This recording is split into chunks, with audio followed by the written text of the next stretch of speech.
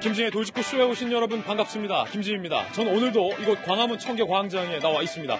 오늘은 상당히 날씨가 따뜻하고 햇볕도 따사롭습니다. 꽃샘추위가 한풀 꺾인 그런 날씨입니다.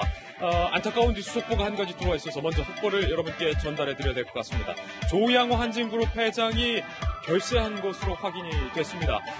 대한항공의 대표이사직 박탈과 또 그리고 잇따른 부인과 딸의 검찰 수사 등이 조 회장의 건강과 신변에 영향을 미친 것으로 풀이가 되고 있습니다. 잠시 후 조양호 회장의 별세 소식 어떻게 된 일인지 잠시 후에 그 속보 자세하게 전해드리겠습니다.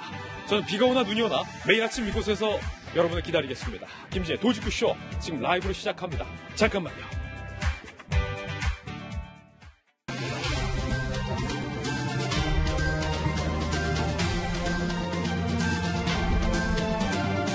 신문 읽어주는 남자입니다. 먼저 뉴스 속보 전해드리겠습니다. 조양호 한진그룹 회장이 별세한 것으로 확인됐습니다. 미국에서 별세한 사실이 확인이 됐습니다. 뉴스 속보인데요. 조양호 회장이 왜 별세하게 됐는지 이 자세한 이유는 현재 취재 중입니다. 정확한 이유가 취재될 때 여러분께 다시 한번 상세한 내용 속보로 전해드리도록 하겠습니다. 한편 조양호 회장의 부인 이명희 씨와 딸을 내일 검찰에서 불법 가사도우미 채용과 관련된 검찰 출석을 앞두고 있었던 시점입니다. 잠시 후에 상세한 이야기 전해드리겠습니다. 오늘 조간신문 뉴스 내용도 여러분께 소개해드리겠습니다. 먼저 동아일보입니다. 강원도에서 발생한 이 대규모 산불과 화재 피해 위성사진으로 찍어봤는데요. 이 사진에서 보시는 것처럼 새카맣게 타들어갔습니다. 이 새까만 부분이 모두 불탄 부분입니다. 우리의 산이, 나무가 이렇게 새까맣게 불타고 폐허가 됐습니다. 황무지가 됐습니다. 화재 현장에서 연기를 뚫고 탈출한 임산부도 있었습니다. 뱃속에 우리 아기 어떻게 잠 못 이뤘던 긴박했던 날들이었습니다. 그런데 안타깝게도 주말 내내 전국 곳곳에서 산불이 잇따랐습니다. 이곳 서울에서도 그리고 대구에서도 전북에서도 산불이 잇따랐습니다. 왜 이렇게 산불이 계속되고 있는 것인지 잠시 후에 그 영상들 살펴보겠습니다. 다음 신문입니다. 이번엔 조선일보입니다. 코드 인사는 후퇴 없다. 문 대통령의 마이웨이. 조선일보 기사 제목입니다. 오늘 문재인 대통령이 박영선, 김현철 이 두 장관 후보자의 임명을 강행할 예정입니다. 국회에서는 이 두 사람은 안 된다. 청문 보고서 채택이 불발됐는데 대통령이 임명을 강행하는 겁니다.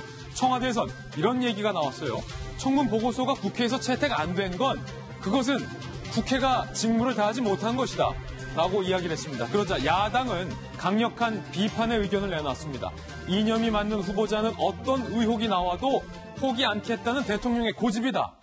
여당 내부에서도 김현철, 박영선 밀어붙이면 국민들의 반감이 더 커질 것이다 라는 우려의 목소리가 나왔습니다. 네, 잠시 후에 여론조사 전문가 특별 게스트로 모셔서 문재인 대통령의 최근 지지율 분석해 보겠습니다. 다음 신문입니다. 이번에 한국일보입니다. 양정철에 이어 탁현민도 민주당 영입설.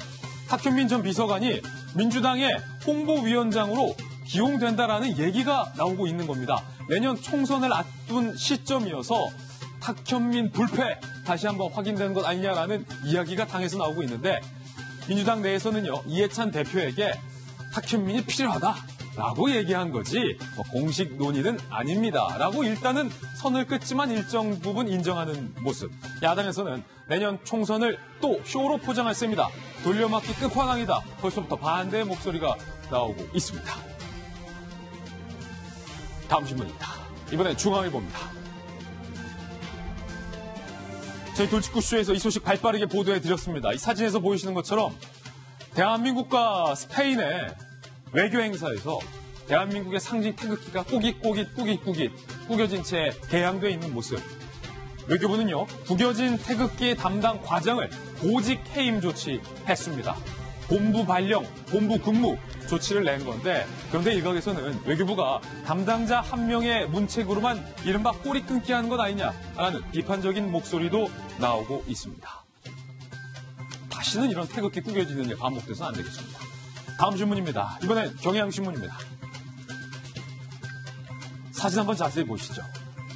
이집트 카이로에서 남쪽에 있는 지방에서 고대 미이라가 새롭게 발견이 됐습니다. 그런데 이 사진에서 보이시는 것처럼 사람의 시신을 미라로 만들었던 것뿐만 아니라 새, 강아지, 고양이, 쥐의 미라까지 발견이 됐습니다. 2000년 전에 고대 무덤 속에 쥐 미라가 있다는 사실입니다.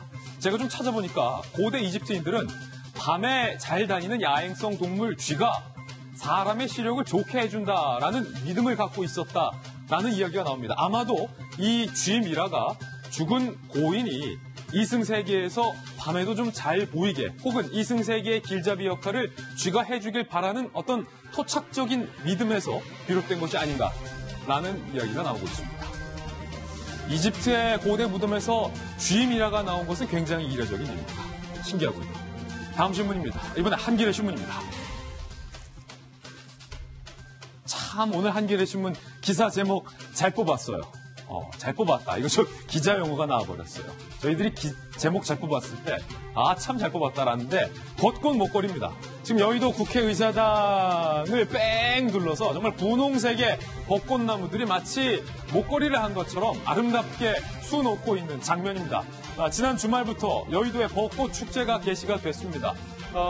이번 주 주말에 이 벚꽃이 절정을 이룬다고 하니까 주중이나 주말에 혹시 시간 되시는 분들이 있다면 여의도 가셔서 만개한 벚꽃 만끽하시길 바라겠습니다. 저는 벚꽃도 좋은데 개인적으로 개나리가 요즘 왜 이렇게 좋은지 모르겠어요. 여성 호르몬이 나오나? 지금까지 신문 읽어주는 남자였습니다. 네, 오늘 아침 저와 함께 등판한 등판 선수들 소개해드리겠습니다. 저희 돌직구쇼 전담 변호사의 변원봉 변호사님 나오셨고요. 오늘은 민주당의 정말로 뜨는 대변인, 우리 현근태 부대변인이 오랜만에 나왔습니다. 바르다 박 선생, 박정하 전 청와대 대변인 모셨고요. 그리고 돌직구쇼의 시그니처 김병민 박사님과 오늘의 특별 게스트 인사이트 K연구소의 배종찬 소장님 특별히 모셨습니다. 모두 어서 오세요.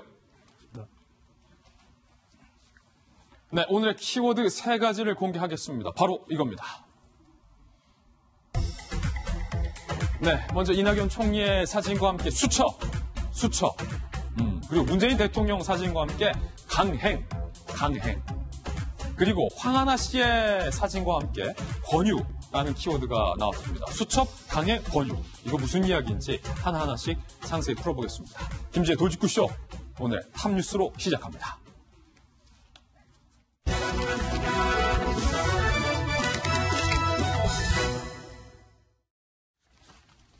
네, 저희가 준비한 첫 번째 소식 전해드리기에 앞서 조금 전에 들어온 뉴스 속보부터 여러분께 상세히 전해드리겠습니다. 거듭 말씀드리지만 조양호 한진그룹 회장이 미국에서 별세했다라는 뉴스 속보가 들어와 있습니다. 얼마 전 조양호 한진그룹 회장은 대한항공 대표이사 연임에 실패한 바 있습니다. 그리고 이명희 여사와 조양호 회장의 딸이 내일 검찰에서 가사 도우미 불법 채용 혐의로 검찰 조사를 받을 예정이어서 조양호 회장의 별세 소식에 많은 사람들이 안타까워하고 있고 또 관심을 보이고 있습니다. 박정하 대변인, 네. 사실은 왜 조양호 회장이 별세했는지에 대한 정확한 이유는 현재 아직까지는 자세히 전해지지 않고 있어요. 그렇죠. 그러니까 조금 더 봐야 되겠죠. 뭐 직접적인 사연이 어떻게 되는지 잘 모르겠습니다만은 작년 12월부터 LA 현지에서 요양을 하고 계셨다니까 그런 사정은 조금 이따 밝혀질 텐데 어쨌든 좀 안타까운 일이라고 보여집니다. 그리고 최근에 있었던 일련의 여러 가지 사건들, 땅콩 회항이니 그 가족들의 갑질, 그다음에 무슨 불법 가사 도우미 이런 것들이 어떤 영향이든 미쳤을 거라고 보여지는데요. 그렇다고 보면은 우리 사회도 일각에서는 조양호 회장이 저렇게 비운에 돌아가신 건에 대해서 어느 정도 책임이 있고 영향을 미쳤다고 생각하는데 제가 좀 가장 안타까운 거는 최근에 이런저런 일들이 있었습니다만은 그 건에 대해서는 분명 사회의 지탄을 받아야 되는 게 분명 맞아요. 맞지만은 그럼에도 불구하고 조양호 회장이 오늘까지 오면서 30여 년 가까이 대한항공을 이끌어오고 그다음에 특히나 2018년도엔 평창 동계올림픽 조직위원장으로서 우리 국위 선양을 하는데 많은 역할을 해왔던 긍정적인 면도 분명히 있었음에도 불구하고 그런 것들이 다 묻혀지고 난 다음에 이렇게 된 거에 대해서 안타깝게 생각을 합니다. 어쨌든 이 연휴가 어떻게 됐건 간에 사회에 미쳤던 나쁜 면보다도 긍정적인 면도 있었으니까 그 점에 대해서도 우리 사회가 한번 깊이 좀 되돌아봤으면 하는 그런 계기가 되었으면 하는 생각입니다. 작년 12월부터 미국 LA에서 요양치료를 받았던 조양호 회장, 향년 70세 나이에 별세를 한 겁니다. 1949년생, 그러니까 올해 나이가 향년 70세. 상당히 요즘 연배로 보면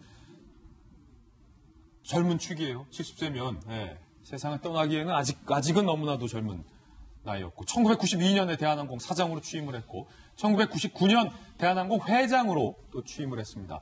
2003년 한진그룹 회장, 2018년 평창 동계올림픽 조직위원장을 지낸 바 있었고요. 2019년 3월이었습니다. 바로 얼마 전 대한항공 대표이사 연임에 실패를 했습니다. 조양호 회장이 이 땅콩 회항 당시에 이 딸과 관련돼서 대국민 사과를 했었던 목소리가 있습니다. 저희가 그 목소리 준비해봤습니다. 들어보시죠. 제 여식의 어리석은 행동으로 큰 문제를 일으킨 데 대해 진심으로 사죄드립니다. 대한항공의 회장으로서 또한 조연아의 애리로서 국민 여러분의 너그러운 용서를 다시 한번 바랍니다. 저를 담아 주십시오. 저희 반갑습니다. 김면 박사님, 저때 당시 조연아 대한항공 부사장의 이른바 땅콩 회항 때문에 사실은 조연아 부사장이 구속되기도 했었잖아요. 네. 딸을 대신해서 사과하는 어떤 아버지의 마음, 뭐 그런 장면이었어요. 당시에 이 문제는 대한민국을 떠나서 사실 전 세계적으로 이슈가 된 바 있지 않습니까? 예. 이 땅콩 회항 사건으로 대한항공이 갖고 있는 사실상의 명예, 위신 이런 것들이 땅에 떨어진 바 있었었고요. 조현아 부사장뿐만 아니라 뒤에는 조현민 전 전무의 이 물컵 갑질 파문이 일파만파 커지게 되면서 대한항공 일가 전체에 대해서 국민적 관심이 조명된 바 있습니다. 특히 이명희 이사장에 대해서도 마찬가지로 주변인들에 대해서 여러 가지 욕설이라든지 이런 것들에 대한 도덕성 논란들이 있게 됐고요. 네. 조금 전에 말씀하셨던 것처럼 필리핀 가사도우미에 대해서 불법 고용을 했다. 말 그대로 이 법적인 위반 혐의에 대해서도 이 이명희 이사장과 그 딸인 조연아 전 부사장에 대해서 결국은 공판이 진행되고 있는 상황이었습니다. 예. 또 이 조양호 회장 같은 경우는 그 회사의 횡령이나 배임에 관한 혐의로서 여러 가지 앞으로 있게 되는 조사 등을 받고 있는 상황이었기 때문에 경영 일선에서의 심리적 부담감은 상당했을 거다라는 생각이 들고요. 예. 그리고 가장 충격적인 사건으로 아마 조양호 회장이 느꼈을 것은 스튜어드십 코드 도입. 그러니까 대한항공의 이대 주주는 국민연금인데 국민연금이 주주권을 행사하겠다라고 이야기하면서 첫 번째로 그룹 총수가 사내이사 연임, 선임에 결국은 부결표를 받게 됐던 사례가 되지 않았습니까? 이런 전반적인 일들로 인해서 여러 가지 심적 부담이 있었을 거다라고 추정이 되는데 기존에 있었던 숙환 때문에 별세했다라고 하는 대한항공의 주장이 있는 만큼 예. 과연 이 사인에 대해서도 아마 조만간 여러 경로를 통해서 밝혀지지 않을까 생각이 듭니다. 한국 시간으로 자정에 LA에서 사망을 한 사실이 지금 확인이 된 건데 앞서 말씀드렸듯이 이명희 씨와 또 딸인 조연아 전 부사장의 가사도우미 불법 채용과 관련해서 내일 또 공교롭게 변호문 변호사님 내일 이 두 분이 그러니까 아내와 딸이 내일 검찰에 소환되는 출석하는 날이었어요. 검찰이 아니라 법원이고요. 법원에. 원래 지난달 초에 이제 처음 재판이 열릴 예정이었었는데 변호인 측에서 한 달을 연기했었고 그것이 내일 이제 첫 재판이 열릴 날이었습니다. 그런데 아마 오늘 이런 불상사가 생겼기 때문에 변호인 쪽에서는 이제 뭐 장래 문제라든가 여러 가지 심경에 좀 큰 상처를 입었을 것이기 때문에 재판부에 다시 한번 기일 변경을 요청하지 않을까 싶습니다. 아마 재판부에서도 이렇게 뭐 가족 중에 이제 가장의 급작스러운 변고로 인해서 충분히 뭐 장례 절차라든가 여러 가지 상황을 볼 수밖에 없을 것이기 때문에 내일 재판은 아마 연기가 되지 않을까 그런 생각이 좀 드네요. 예, 그리고 조양호 회장이 본인과 관련된 이 경찰 수사도 받아왔습니다. 배임 의혹과 관련돼서 지난해 9월에 경찰의 조사를 받는 모습도 준비를 했습니다. 들어보시죠.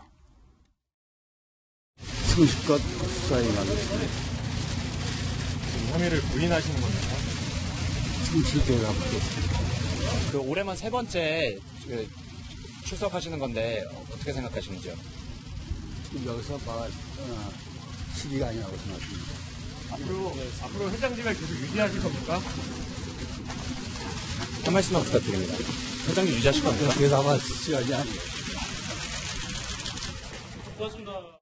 이제 많은 사람들이 좀 궁금해하는 부분은 사실은 현 대변인, 대한항공 대표이사에서 사실은 그때 박탈이 됐기 때문에 대한항공의 경영권 아들에게 지금 현재 있는 거죠.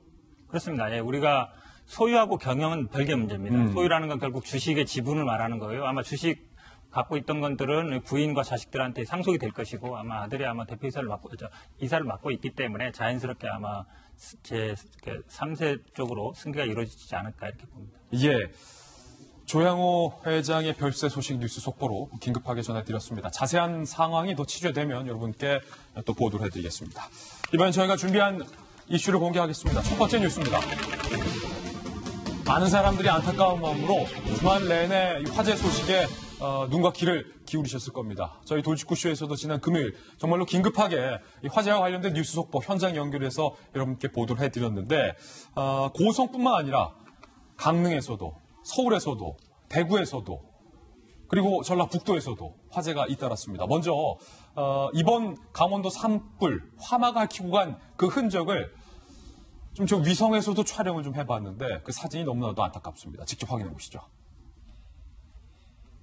지금 보시면 아리랑 3호 위성에서 찍은 사진입니다. 적외선으로 처리를 해봤더니 까맣게 탄 부분이 정말로 말 그대로 나무 한 그루, 풀 한 포기 없이 까맣게 잿더미로 변해버린 우리의 사냐입니다. 사냐. 사실은 강원도에 얼마나 저 산맥이 아름답고 공기도 좋고 멋들어집니까? 20년, 30년, 100년 된 야생 소나무들이 많이 있고 야생 동물들도 많이 살았던 우리의 강원도 저 산맥이 이렇게 까맣게 타들어간 사진들을 보시면서 아마 많은 분들의 가슴도 함께 좀 까맣게 타들어가지 않았나 싶습니다. 그리고 이 주변에 살고 계셨던 우리 고성 시민분들 집을 잃어버리신 분들이에요. 그래서 우리 정부가 마련된 임시 숙소에서 거주를 하고 계시지만 그분들의 마음은 정말로 더 까맣게 타들어갈 것 같습니다. 항공에서 저희가 한번 촬영을 해봤습니다. 지금 보시면요. 뭐 집들도 잿더미가 돼 있고 산들도 잿더미가 돼 있고 우리 주민들이 살았던 삶의 터전이 하루아침에 이렇게 새까맣게 한 줌의 재로 변해버렸습니다. 너무나도 안타깝습니다. 이 산불 후에 생태계 회복에 얼마나 시간이 걸리는지 저희가 한번 조사를 해봤습니다.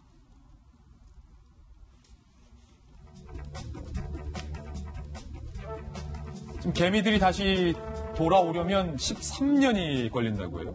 13년. 그리고 부엉이나 야생 조류들이 다시 이곳으로 돌아오기 위해서는 19년의 시간이 걸린다. 나무가 자라나려면 30년은 최소 걸린다. 야생 동물들, 멧돼지 같은 야생 동물, 고라니가 돌아오려면 35년이 걸리고요. 토양까지 완벽하게 회복이 되려면 무려 100년. 그러니까 지금으로부터 100년이 있어야 다시 아름다웠던 우리의 강산이 회복이 된다는 이야기입니다. 얼마나 안타까운 이야기가 아닐 수 없습니다. 주말 내내 강원도뿐만 아니라 곳곳에서 산불이 일었습니다. 그 영상도 준비했습니다.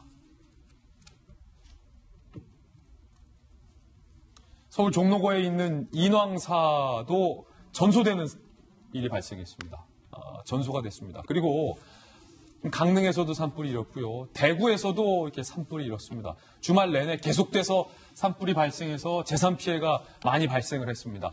대기가 상당히 건조하기 때문에 산불 그리고 화재 피해에 여러분들 각별히 좀 조심을 하셔야 될 것 같습니다. 박정화 대변인. 네. 너무나도 안타까웠어요. 주말 내내. 그러니까요. 지금 그 4월 달 들어서 특히 바람도 많이 불고 요즘 굉장히 건조하지 않습니까? 그렇기 때문에 굉장히 여기저기 전국에서 산불이 굉장히 많았는데 저는 저런 뉴스 보면서 이제 하나는 그 우리 제복 입고 열심히 노력하시는 소방관 그다음에 구조에 전념하고 계시는 경찰관들 이런 분들한테 되게 고마운 마음을 가지면서도 한편으로는 사실은 왜 저렇게 밤마다 일어나는 불에 대해서 우리가 속수무책일까 이런 생각이 들었어요.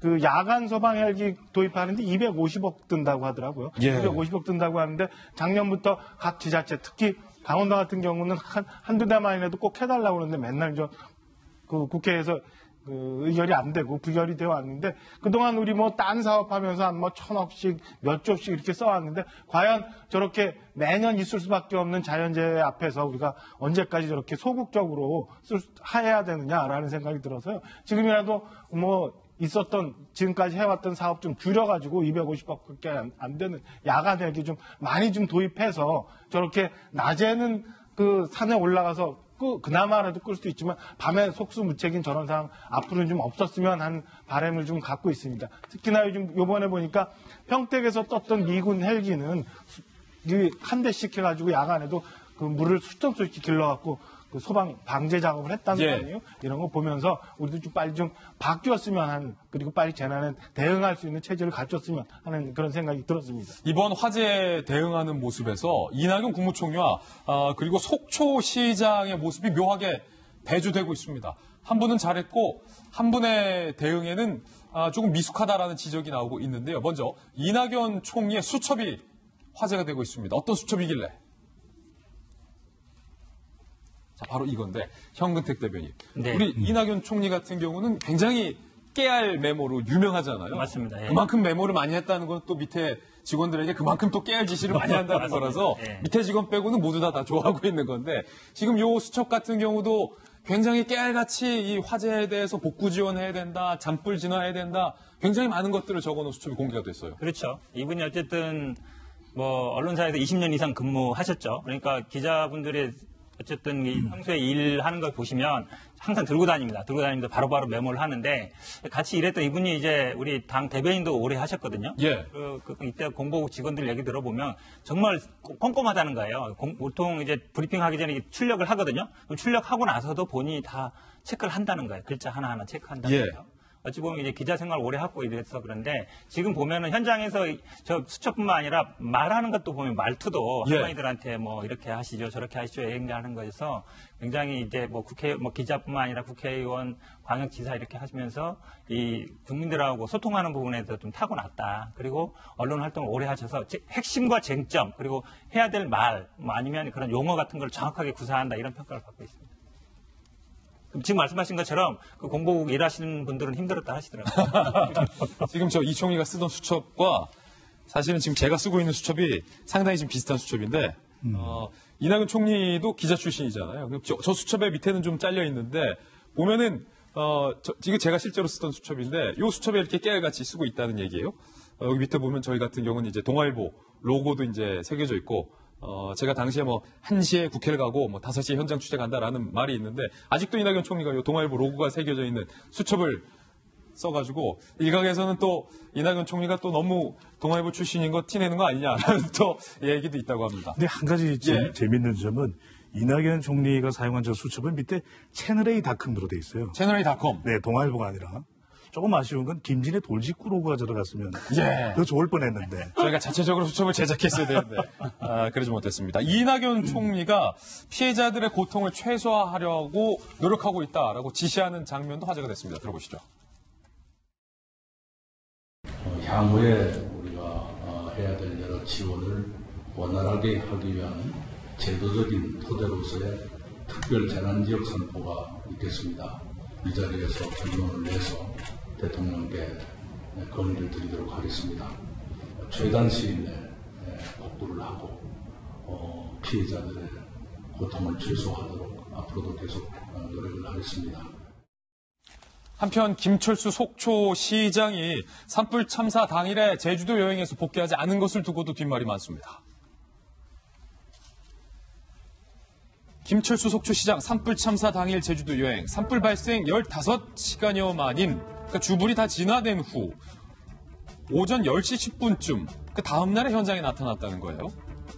김철수 속초시장은 남은 비행기 좌석이 없다고 해서 이튿날 가장 빠른 비행기를 예약했다라고 해명을 했지만 오늘 한 언론에 따르면 4일 오후 9시 20분에 출발하는 제주항공편이 남은 좌석이 10석 이상 있다라고 보도를 하면서 김철수 속초시장의 저 해명이 사실과 다른 건 아니냐라는 논란이 일고 있어요. 사실 오려고 마음을 먹었으면 얼마든지 긴급하게 올 수 있지 않았을까라고 하는 이 비판이 쏟아지고 있는 대목인데요. 실제로 불이 급하게 번지면서 9시 반 정도 되는 시각부터는 언론에 여러 가지 보도가 되기 시작했지만 속초에 있는 현장의 개통을 통해서 충분하게 보도를 받았다라면은 8시 이전에도 사태의 심각성을 인지했었어야 되는 것 아니냐라고 지적이 나오고 있는 것이고요. 특히 속초에서 부시장으로 근무했던 이 과거의 경험이 있기 때문에 4월이라고 하는 것은 앞서 김진 기자가 얘기했던 것처럼 굉장히 건조한 상황이고 강원도에 있었던 큰 산불의 대다수는 사실 4월 달에 발생했던 적이 있습니다. 따라서 우리가 이 위기 대응 관계를 보건대 충분하게 산불이 발생할 수 있는 대비해야 되는 기간에 제주도에 여행을 간 것, 평일입니다. 평일에 여행 간 것에 대한 비판도 일부 있습니다만은 그러한 문제가 신속하게 발생했을 때 현장으로 복귀해서 여기에 대한 조치를 적절하게 취하지 못했던 부분에 대해서는 여러 가지 질타가 쏟아지고 있는 것이고요. 그러다 보니까 이낙연 총리와의 여러 가지 측면에서 대비되는 상황들이 계속 연출이 되는 겁니다. 지금 행정안전부 장관, 김부겸 장관이 진영 장관으로 이 자리가 바뀌게 되는데요. 산불이 크게 발생했던 거는 목요일 저녁입니다. 그리고 김부겸 장관의 임기는 금요일 자정까지였고 그때부터 진영 장관으로 넘어가는 굉장히 혼란스러운 상황이었기 때문에 국정을 총괄하게 되는 그 이낙연 총리가 이 내용들에 대해서 보다 적극적인 조치를 취하게 됐던 거죠. 그만큼 해당 현장에 있는 지방자치단체 장들도 여기에 대해서 조금 더 적극적인 움직임들을 보였어야 되는데 그런 측면에서 조치가 아쉬웠다 이렇게 볼 수 있는 대목인 것 같습니다. 짧게 말씀드리니까 여행을 간 것 자체는 제가 보기에 뭐 문제 삼을 수는 없다고 봐요. 돌아오는 과정에 과연 적절했느냐 부분인데 아마 제가 보기에는 여행이라든지 특히 이제 이 비행기를 많이 안 타보신 것 같아요. 만약에 저 같으면 저는 뭐 고향이 제주도니까 무조건 공항으로 갑니다. 일단 가서 현장에서 어디라든 가죠. 그러니까 꼭 속초가 아니라도 김포로든지 아니면 어디 가든지 비행기가 늦게까지 있어요. 그렇죠. 그렇죠. 그렇게 타고 가서 이제 가면 되는데 아마 그 생각을 못 하신 것 같아요. 이게 비행기를 많이 타본 분들은 그냥 갑니다. 물론 저기에서 열석이 남았느냐 안 남았느냐 중요하지는 않아요. 왜냐하면 서귀포에 있었기 때문에 8시에 아마 이게 막 커졌거든요. 그러면 가는 시간이 벌써 1시간 걸립니다. 그러면 탑승 20분 전에 마감이 돼요. 아마 저 비행기는 제가 보기에 타기는 어려웠을 것 같아요. 근데 조금 더 생각을 했으면 김포공항은 한 10시까지 있거든요. 그러면 바로 와서 여기서 갔으면 아마 제가 보기에 조금 더 일찍 올 수 있을 것 같은데 그런 부분은 좀 아쉬움이 있습니다. 예. 그리고 사실은 변호원 변호사님, 온라인에서 예매가 다 매진이 뜨더라도 현장에 이 창구에 가면은 뭐 취소가 된 거라든지 아니면 뭐 이제 세 자리인데 가운데 낀 자리라든지 현장 발권하는 티켓이 또 따로 있잖아요. 예. 근데 이제 사실 뭐 표가 남았느냐 안 남았느냐는 중요한 점은 아닐 것 같거든요. 만약에 예를 들어서 저분께서 대한항공을 타고 가셨는데 본인이 돌아온 대한항공 표는 그 다음 날까지 없었다. 그럴 수도 있을 거예요. 그러면은 이 표를 취소하고 새로운 항공사를 끊어오자니 뭐 비용 아까운 면도 들으셨을 거고 또 마찬가지로 비행기를 많이 안 타보셨으니까 일단 대한항공이 없다는데 내가 어떻게 가느냐 그런 여러 가지 생각을 하셨겠죠. 진에어도 있고 예. 부산에어도 있고. 그렇죠. 여러 가지 많았을 텐데 그냥 본인이 타고 가는 항공기를 시간을 당기는 것만 생각하시니까 그러실 수도 있을 것 같아요. 가장 중요한 점은 김병민 박사님 말씀하셨던 것처럼 산불 위험의 계도 기간이어서 가장 민감한 시기에 가셨다라는 것, 그것 자체가 문제가 되는 것이지 표가 있느니 없느니 비행기를 안 타봐서 경험이 없느니 그거는 제가 보기엔 쟁점은 아닌 것 같습니다. 예. 올해는 행정 경험으로 4월 달은 산불이 가장 위험한 시기고 이때는 지방자치단체 수장을 자리를 비우면 안 된다라는 것을 본인이 충분히 인지했는데도 본인의 아내의 환갑이라는 것 때문에 같이 가족여행을 가겠다. 그것 자체가 비난돼야 될 포인트라고 저는 생각을 합니다. 예, 산불과 또 산불을 대하는 두 분의 자세에 대한 이야기 전해드렸습니다. 이번엔 저희가 준비한 두 번째 이슈를 공개하겠습니다. 바로 오늘 문재인 대통령이 논란이 됐던 김현철 장관 후보자와 박영선 장관 후보자의 임명을 강행할 방침입니다. 이 두 분은 청문회에서 청문 보고서가 채택이 불발된 바 있습니다. 대통령이 또다시 임명을 강행한다면 국회에서 큰 반발이, 야당에서 반발이 있을 걸로 예상이 됩니다. 청와대 입장 살펴보시죠. 청와대는 큰 하자가 없기 때문에 김현철, 박영선 두 분에 대해서 임명을 강행하겠다라고 밝혔고요. 야당 관계자는 문재인 대통령은 자신의 이념과 맞는 후보자는 어떤 의혹이 나와도 절대 포기 않겠다는 고집을 부리는 것이다. 야당의 매서운 비판의 목소리가 나왔습니다. 그러니까 청와대가 임명을 오늘 강행하기 때문에 앞으로 여야 관계, 청와대와 야당 관계는 지금보다도 더 살얼음판 같은 정말로 냉랭한 싸늘한 관계로 전국 급냉이 우려되고 있는 상황입니다. 오늘 특별히 배종찬 소장님 모시고 저희가 좀 한번 분석해볼 순서를 한번 마련했습니다. 인사이트 K연구소의 연구소장님인 배종찬 소장과 함께하는 지지율 분석, 여론조사 분석 첫 번째,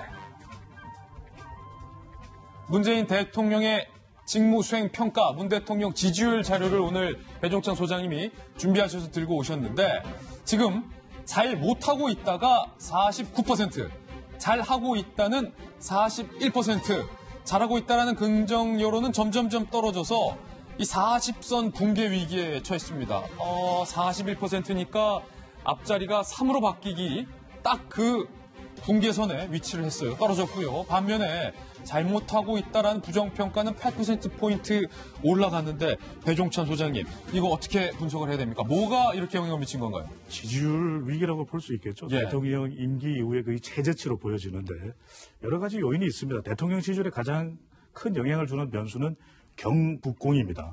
공 아닙니다. 축공 아니고. 경북 네. 궁. 경북공. 공. 경제 북한 공약인데 지금 경기가 상당히 또 침체되어 있죠. 예. 자영업들의 여론이 안 좋습니다. 또 북한 이슈는 좀 정체되어 있어요. 아직 뭐 별다른 진전이 없는 상황입니다. 그리고 마지막으로 이제 공약인데 공약이 뭐 임기 아직 반환점을 돌지 않은 게 좀 더 지켜본다고 하더라도 특히 대통령의 공약 중에서 중요한 것이 공직자 인사일 겁니다. 이 공직자 인사에 대해서 상당히 좀 논란이 되고 있는 것이 부담을 주었을 텐데 보궐선거 이제 지난주에 실시가 됐었죠. 보면은 대통령 지지율이 부산에서 잘하고 있다. 부산, 울산, 경남이 PK 지역 37%. 예. 대통령 잘 못하고 있다. 부정이 52%로 절반을 넘는 이런 인사와 관련된 내용들이 다분히 대통령 지지율에 영향을 주었을 것으로 분석이 되거든요.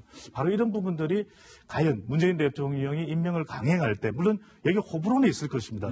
정치적 이념 성향에 따라서. 하지만 중도층 또 가정주부층 등을 볼 때는 상당히 또 예민하거든요. 이런 인사에 대해서 어떻게 과연 반영할지 대통령 지지율엔 또 부담이 될 것만은 또 분명해 보입니다. 예, 문 대통령의 지지율 이번에 연령별로도 준비가 되어 있습니다. 함께 보시죠. 자, 먼저 20대의 지지율부터 한번 보시죠. 긍정은 41%, 20대는 44%가 문재인 대통령에 대해서 잘 못하고 있다. 부정평가를 내렸습니다. 그리고 30대 48%가 잘한다. 41%가 못한다. 그 격차가 많이 좁혀졌어요. 그리고 40대는 잘한다가 51%, 못한다가 39%. 예, 배 소장님. 20대의 경우에는 최근 들어서 문재인 대통령 지지율에 비상이 걸린 바 있어요. 비상이 걸렸다. 20대의 경우에는 뭐 여러 가지 영향 요인이 있는데 사실 30대에 더 주목을 할 수가 있다. 예. 왜냐하면 30대는 대통령의 핵심 지지 기반인데 예. 이 긍정이 48%, 부정이 41%, 한 오차 범위 정도 수준의 차이거든요. 딱 붙었다. 상당히 좁혀졌다. 예. 저렇게까지 이 문재인 대통령의 부정이 30대에서 많지 않았는데 핵심 지지 기반마저 지금 흔들리고 있거든요. 예. 그래서 항상 제가 설명합니다만은 대통령의 가장 강력한 콘크리트 기반은 40대예요. 40대다. 90년대 학번인데 이들은 아직까지 버티고 있습니다만 51대 39. 예. 40대들도 예민할 수 있는 것이 인사정책입니다. 예. 공직자 인사평가인데 과연 이 부분을 얼마만큼 문 대통령이 설득력 있게 전달할 수 있을까? 이 부분이 상당히 향후 중요해 보입니다. 50대도 한번 볼까요? 50대는 41% 잘한다. 그리고 못한다. 부정평가가 51%예요. 50대는. 그럼 60대는 부정평가가 긍정평가의 2배를 더 넘는 수치를 기록하고 있습니다. 문 대통령의 지지율에 비상이 걸린 것만큼은 분명해 보이는데 이게 박정화 대변인 만약에 지금 문재인 대통령이 41%예요. 40%대가 붕괴된다면 그러니까 30%대로 접어든다면 그것은 무엇을 의미하는 건가요? 앞으로 어떻게 되나요? 글쎄요, 지금 사실은 우리 배 소장님 말씀 주셨지만은 경제 문제 별로 좋은 김이 안 보이고요. 그다음에 북한 문제도 굉장히 답보 상태인데 40이라는 심리적 지지선이 무너지게 되면 사실은 와르르 무너질 수 있는 이런 위험이 있는 겁니다. 그렇기 때문에 아마 청와대도 굉장히 긴장하고 있을 거라고 보여지는데. 박 대변인이 청와대 계실 때 이 대통령의 지지율에 되게 민감하잖아요. 민감할 수밖에 없는 게 그게 정권을 받쳐주는 힘이고 정책의 에너지이기 때문에 지지율에 민감할 수밖에 없어요. 저 있을 때는 애초에 처음에 광화문 쇠고기 파동 때문에 굉장히 낮게 시작했는데 30-40%를 유지할 수 있느냐 아니냐에 따라서 대통령의 말의 힘, 그 다음에 각 부처의 정책의 힘이 받쳐지는데 지금까지 쭉 왔었던 걸 보면 저는 40이라는 심리적 붕괴선이 무너지고 나면 굉장히 힘들어질 수 있는 상황도 될 수 있다라는 생각이 좀 들어서요. 이 부분에 대해서 한번 긴장을 많이 하고 있으리라고 보여지고요. 예. 우리나라 사실은 대통령제에서는 숙명적으로 사실은 임기가 지나갈수록 지지율이 떨어질 수밖에 없습니다. 근데 그런 전체적인 추이와 상관없이 지금 특별한 계기 없이 만약에 40이라는 선이 붕괴가 된다면 이후는 대통령이나 청와대가 정책을 이끌어 나가는데 굉장히 부담스러운 상황으로 진행되지 않을까 이런 추측을 해봅니다. 네, 지금 박정화 대변인 말씀처럼 우리나라는 어쨌든 단임제입니다. 단임제 어찌 보면 숙명이라 할 수 있어요. 임기가 지날수록 점점 떨어지는 건 맞는데요. 아마 제가 보기에 지금 물론 다른 조사는 아침에 보니까 47% 나온 조사도 있었는데 결정적인 나오는 물론 인사 문제도 있지만 아마 저는 김의겸 대변인이 이 부동산 문제가 더 많이 작용했던 것 같아요. 김의겸 대변인의. 그렇죠. 왜냐하면 대변인이라는 게 결국 대통령하고 거의 동일시합니다. 청와대 대변인을 통해서 결국은 대통령의 모든 생각과 이게 전달되는데 26억 빌딩. 그렇죠. 거의 동일시하는 분인데 그동안 또 어찌 보면 이제 이 이 지금 장관 임명된 분들하고 공통적으로 거의 걸리는 게 부동산 문제예요. 예. 이제 20대, 30대, 40대 분들이 보기에는 아파트 한 채 마련하기도 어려운데 뭐 이렇게 뭐 20억, 30억씩 부동산으로 이득을 본다 이런 아니 게 요즘은 진짜로 이 대출도 잘 안 나와요. 예, 그런 게 저는 아마 좀 감정선을 건드린 것 같습니다. 예. 특히 이제 대통령 입의를 할 수 있는 분이 직접 했다는 게 어찌 보면 정책에 어긋나는 부분이 있는데 그렇지만 그래도 어쨌든 뭐 이런 이 부동산 문제에서 김민재 대변인이 사퇴한 거 저는 적절했다고 보고요. 예. 이 장관들의 인사 문제는 물론 이게 지금 한 달 정도 계속 되온 거예요. 한 달 되온 거라 지금은 아마 결정적으로 이 부분에 영향을 미치지는 않은 것 같습니다. 예, 이 배종찬 소장님께서 30대의 지지율이 이게 심상치가 않다라고 언급을 하셨기 때문에 이 김의겸 대변인, 현 대변인 분석했던 것처럼 이 부동산 문제, 아마도 이 30대들 내 집을 서울에서 한번 갖고 싶어 하는 30대들의 어떤 민감한 감정선을 건드린 게 아닌가라는 생각이 듭니다. 배종찬 소장이 준비한 두 번째 여론조사 내용도 함께 보시죠. 거의 뭐 지금 거의 주간 배종찬 이런 느낌이에요.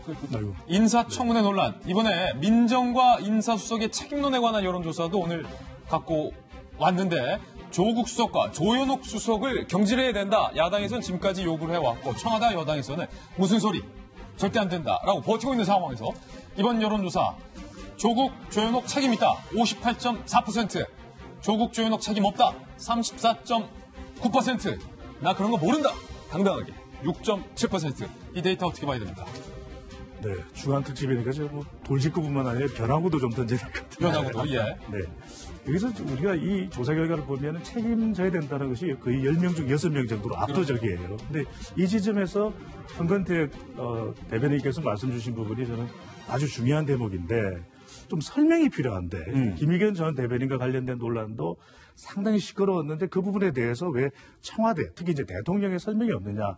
이 부분도 이 민정 또 인사수석과 관련된 책임 논란이 있는데 왜 이렇게 검증이 잘 되지 않느냐. 물론 윤도한 국민소통수석이 이야기를 했습니다만 이 부분이 20대, 30대들이 받아들이기 쉽지 않거든요. 예. 그다음에 더 좀 구체적으로 더 설득력 있게 전달되는데 그런 것이 없다는 것이 이 속 내용을 들여다보면 여론조사 결과를 보면 이 중도층들도 책임져야 된다. 중도도 높게 나타나는데 문제는 심지어는 진보층마저도 상당히 높다. 조국 책임져라. 그럼요. 예. 그러면 이 부분에 대해서 물론 이제 중도 진보는 조금 의견이 다르더라고요. 그 이유는 좀 더 우리 구체적으로 추가적으로 분석해 볼 필요가 있는데 그렇다면 적어도 지지 기반 핵심 지지층에서도 좀 더 책임을 져야 된다.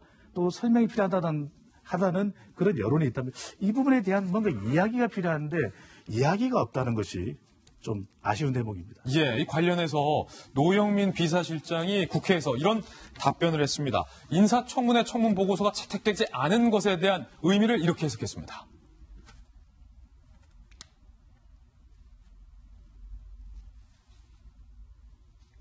일단 청와대 관계자는요, 청와대 인사 라인에 책임 물을 사안이 아니라고 판단한다. 문 대통령 관련된 언급할 가능성이 크지 않다라는 얘기가 나왔는데요.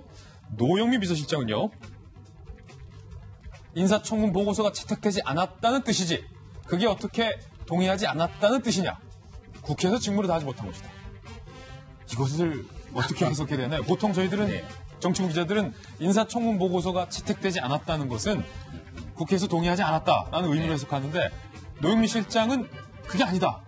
그러니까 지금의 상황을 잘 봐야 되는데요. 7명 후보자 중에 2명의 장관, 그러니까 최정호 후보자 같은 경우는 자진 사퇴를 했고 조동호 후보자는 지명을 철회했습니다. 그러니까 상당히 심각한 문제를 지명 철회라고 하는 카드를 통해서 인지했다고 하는 부분이고요.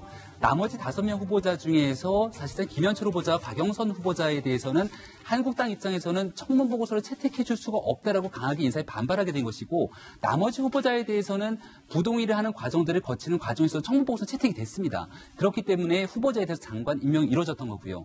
그러니까 지금 현재 김현철 통일부 장관 같은 경우는 과거에 편향된 대북관에 대한 발언이라든지 여러 가지 상황 속에서 지금 처해져 있는 상황에 남북 관계에 급하게 속도를 내게 되는 데에 대한 우려를 분명히 제기하고 있는 것이고요. 박영선 후보자는 청문회를 다 치르지도 못했습니다. 예. 청문회를 치러야 되는 과정 속에서 오히려 자유한국당의 황교안 대표를 가지고 이 CD에 대한 여러 가지 논란들을 구설수를 만들었기 때문에 한국당 입장에서 쉽게 받아들여질 수가 없는 대목이겠죠. 그렇다면은 여기에 대해서 지명 철회라고 하는 안타까운 인사 문제를 이끌어왔던 여러 가지 배경에는 조국 수석의 인사 검증에 책임 있는 것이 아니냐라고 많은 사람들이 주장하게 되는데 여전히 청와대 입장에서는 이런 부분들에는 큰 문제가 없다라고 얘기를 하고 있는 상황 아니겠습니까? 여러 여론조사를 통해서 나타났듯이 대통령의 지지율이 떨어지고 있습니다. 그럼 이 떨어지는 부분들을 반등시킬 수 있는 것은 두 가지인데요. 하나는 하지 말라고 국민들이 얘기하게 되는 문제가 있는 정책을 전환하는 것이고 하나는 문제가 있다고 생각되는 사람들을 정리하는 겁니다. 대한민국은 문재인 대통령을 뽑았던 것이지 문재인 대통령과 함께 일하는 수많은 사람들을 반드시 그 사람들과 일해야 된다고 선택한 적은 없는 것이거든요.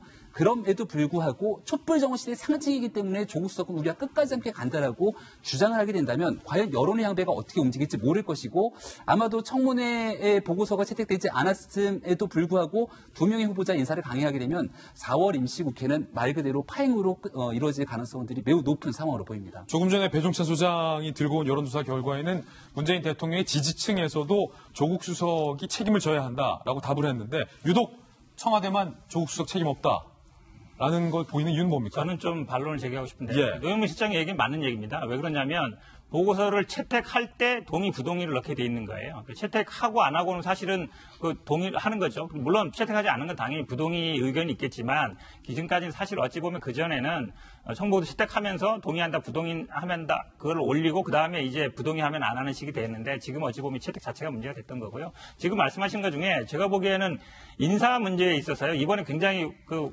문제가 커졌던 거는 사실은 김의겸 전 대변인 역할이 컸다고 봐요. 예. 인사 문제였는데 그 인사 기준에 사실 어찌 보면 감정선은 건드린 게 있지만 불법적인 부동산 투기는 아니었거든요. 이런 부분들이 제가 보기에는 조국 수석의 직접적으로 책임지는 건 아니다. 그리고 지금 가장 큰 역할이 어찌 보면 이제 사법개혁이라든지 공수처 문제가 있는데 이 부분들이 어쨌든 조국 수석이 제가 보기에는 해결해야 될 문제라고 봅니다. 예, 두 번째 이슈 소개해드렸습니다. 이번엔 저희가 준비한 세 번째 뉴스를 소개하겠습니다. 남양유업 창립주의 외손녀로 알려진 황하나 씨가 체포가 됐는데요. 특히 마약을 했다라는 의혹과 관련돼서 경찰이 수사를 하던 중에 연예인이 권유를 했기 때문에 내가 하기 싫어도 마약에 빠질 수밖에 없었다라는 발언에서 큰 파문을 낳고 있습니다. 먼저 황하나 씨가 계속해서 침묵으로 일관하다가 몇몇 질문에 입을 열었습니다. 그 대목부터 확인해 보시죠. 마약 공급 혐의 인정하십니까? 아버지랑 친하다는 경찰청장이 누굽니까? 없어요. 불법 영상물 촬영하고 유포하셨습니까? 절대 없습니다. 황하나 마약 파문 일파만파, 연예인이 강제 투약. 2015년 처음 필로폰을 투약했다. 3년간 끊었다가 연예인 지인 A씨가 시켜서 2018년에 다시 투약을 시작했다. 그러니까 지금까지 마약 투약에 대해서 부인하다가 시인을 하는 거죠. 그러면서 동료 연예인이 시켰다라고 얘기를 하는데 그 A씨가 마약을 구해오거나 구해오라고 지시했고 투약을 강요했다. 내가 잠든 사이에 강제로 투약하기도 했다. 변호사님, 지금 이 A씨가 누구인지는 경찰이 함구를 하고 수사를 하고 있는 방침인데 이 A씨가 잠든 사이에 강제로 투약을 했다라는 말이 사실로 확인된다면 이건 정말로 충격적이에요. 아마 본인은 자신의 고의가 없었다라고나 아니면 형량을 낮추기 위해서 그런 진술을 했을 수도 있는데 만약 2018년도에 투약을 강제로 해서 어쩔 수 없이 마약을 맞았다고 한다면 바로 다음날 신고를 했었어야죠. 그랬다라면 뭐 충분히 문제가 안 되겠지만 그래 한번 처음으로 마약을 맞고 마약 맞으니까 기분이 괜찮네 좋네 나도 마약에 손을 대야지 그 이후로 마약 중독자에 빠지고 상습적으로 마약을 투약을 받았다. 그 자체는 이제 뭐 죄가 뭐 감해질 수가 있는 것은 아니죠. 그러니까 아마 이거 황하나 씨 같은 경우는 마약 수사를 할 때 이제 워낙 그 밝히기가 힘들기 때문에 경찰에서 너에게 누가 마약을 공급했는지 누가 또 의뢰를 했는지 말한다면 네 죄를 좀 감해주겠다. 네. 사실상의 플리바게닝이 많이 이루어지고 있거든요. 그러니까 황하나 입장에서는 나한테 마약을 준 사람이 특정 연예인 누구다라고 얘기를 하고 그 다음에 강제 투약했다 해서 자신의 혐의를 낮추려고 하려고 있는 것 같은데 두 번째 변명 같은 경우는 조금 설득력이 약해지죠. 그럼 그 당시에 신고했었어야지 왜 지금 와서 그런 얘기를 하느냐. 좀 설득력이 약하죠, 많이. 만약에 저 말이 일정 정도 사실이라면 경찰이 그 동료 연예인, 안다는 연예인 A씨에 대해서도 뭐 강제 수사할 수 있지 않습니까? 그 황하나 씨한테는 마약을 준 것 자체만으로도 아마 강제수사는 충분히 가능할 것이고요. 아마도 경찰 입장에서는 마약을 공급한 것과 관련해서 그 연예인을 둘러싸고 어떠한 또 마약 점조직이 있는지 아마 수사가 또 이루어지고 있지 않을까 생각을 합니다. 만약에 현 변호인 본인이 싫었는데 잠든 사이에 이렇게 강제로 투약 조치를 했다면 이것도 또 뭐 처벌이 강해지는 거 아닙니까?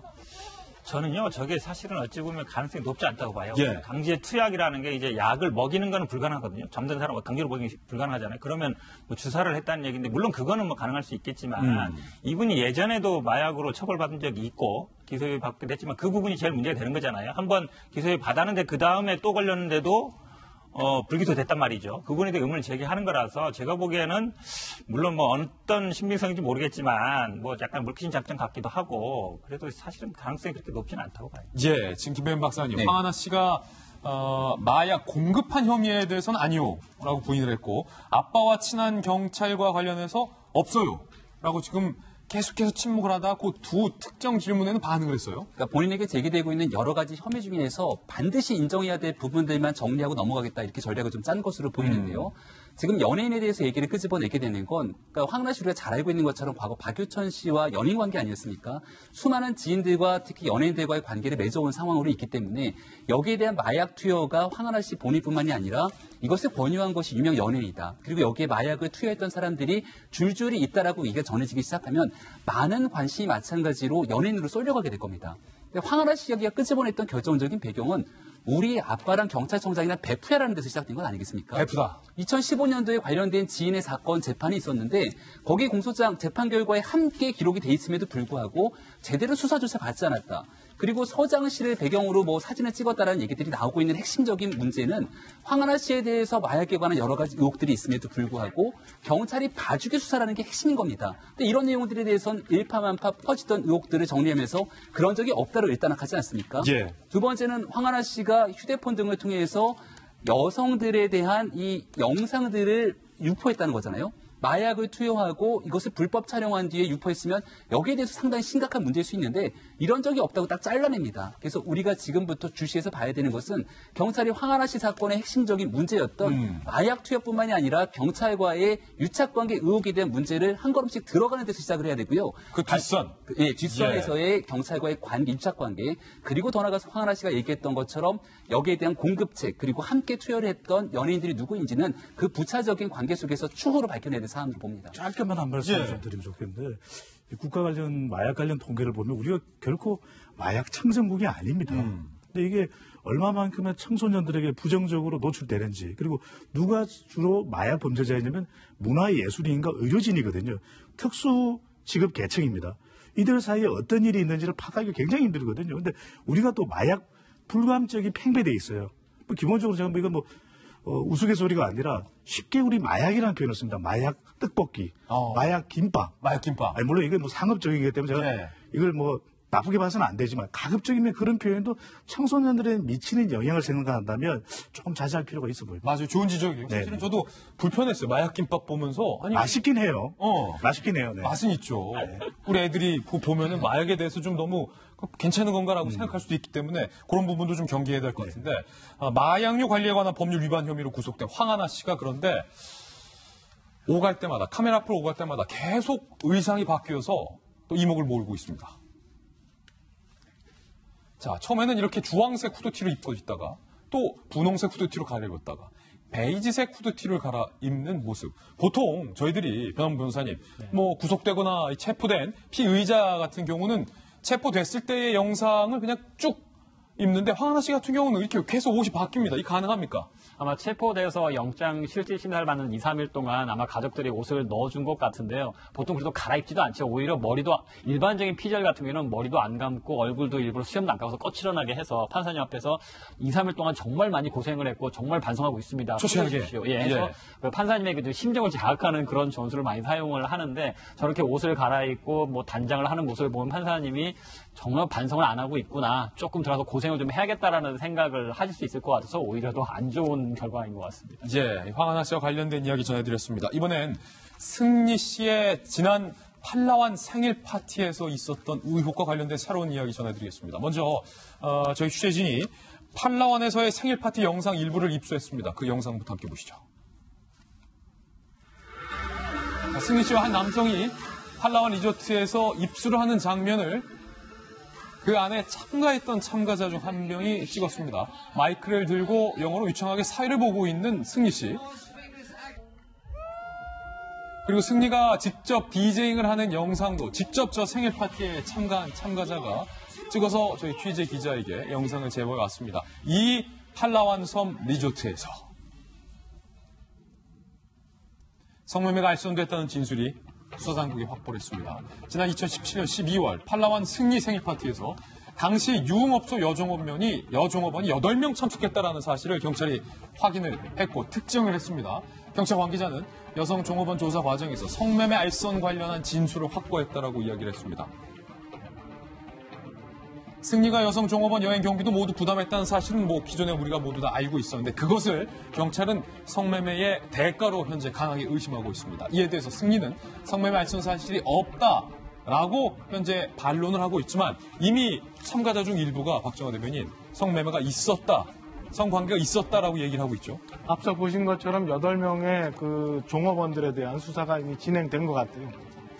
거기서 완전 관련 진술이 나왔던 것 같고 예. 그렇다면 승리는 계속 부인하고는 있지만 아무래도 그 당시 있었던 여행 경비나 이런 것들과 성매매와 관련이 있는 거 아니냐 이렇게 경찰은 생각하고 있는 것 같고요. 이와 또 별건으로 승리 또 여전히 그 버닝썬에는 나는 홍보만 했다라고 계속 부인하고 있지만은 밝혀진 사실에 의하면 초창기부터 굉장히 많은 양의 지분을 확보하고 있었던 걸로 보여지니까 승리에 대한 수사도 계속 진행되어야 될 것 같습니다. 근데 뭐니 해도 아까도 말씀드린 것처럼 지난주부터 그 경찰의 유착 관계에 대해서 왜 여지껏 밝혀지는 게 없느냐라는 언론 지적이 몇 번 있었어요. 그러고 나니까 갑자기 화나 씨 수사도 급진전을 타고 있고 승리의 지금 그 팔라 생일 축 파티에 대한 수사도 급진전을 하고 있는 것 같습니다. 여전히 저희가 궁금한 거는 그 뒤에 있는 그 경찰의 문제지 저런 건으로 자꾸 여론을 환기하는 거 아니냐라는 석연치 않은 모습은 계속 보여지는 것 같아요. 제가 보기에는 이번 사건은 거의 언론이 수사를 지휘하고 있고 언론이 수사하고 있다. 거의 경찰이 제가 보기에는 핵심적인 게 경찰의 유착 관계라든지 이런 부분인데 못 들어가고 있거든요. 한 달 동안 이미 최대의 수사단을 꾸렸는데 못 하고 있어요. 그러면 결론이 난 겁니다. 제가 보기에 경찰이 이제 수사를 계속하는 게 과연 맞는가? 저는 이제 검찰로 빨리 송치하든가 아니면 다른 방법을 강구해야 된다. 이제 검찰의 수사는 더 이상 제가 보기에 신뢰를 받기 어려운 상황이 됐다라고 봅니다. 예, 승리의 생일 파티와 관련된 성매매 의혹에 대해서도 보도를 해드렸습니다. 이번엔 저희가 준비한 다음 순서입니다. 취재 수첩 Y가 준비되어 있습니다. 오늘은 과연 어떤 황당한 사건들이 있을지 저와 함께 이동하시죠.